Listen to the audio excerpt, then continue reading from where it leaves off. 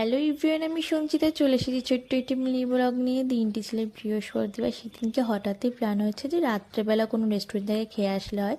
তো যেমন কথা তেমন কাজ, আমি রেডি হয়ে মিমিদের বাড়িতে চলে গেছিলাম। তো দেখলে তো ও রেডি হচ্ছিল। তারপর দুজন মিলে গাড়ি নিয়ে বেরিয়ে পড়েছিলাম। বৃষ্টির ওয়েদারের মধ্যে রাস্তাঘাটের যা বাজে অবস্থা ছিল।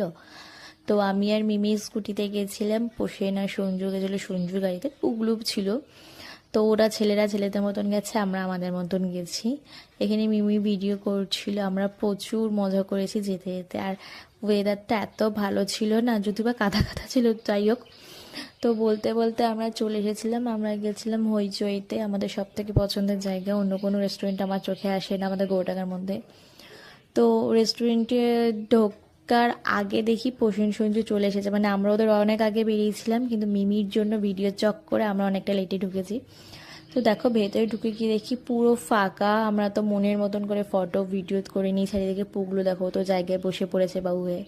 তারপর আমি এখানে নর্মাল একটা ভিডিও করছিলাম, এমনি সবাই কথাবার্তা বলছিল। আর এখানে পোষণকে এটা বেশ বলছিল, তোকে বললাম তাকাতেও হাই করলো। আর পুগলুকে তো কতবার বললাম ও গেম খেলছে, বলো কোনো হাইটাই কিছু না।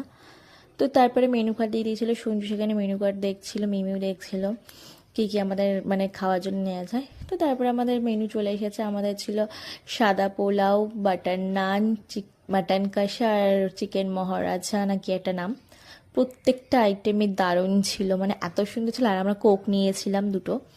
তো খাওয়া দাওয়ার পরে আমরা আর কোনো ভিডিও করে নিয়ে চলে এসেছিলাম বাড়ির দিকে। তো তোমাদের এই ছোট্ট ভিডিওটা কেমন লাগলো অবশ্যই কমেন্ট করে জানিও।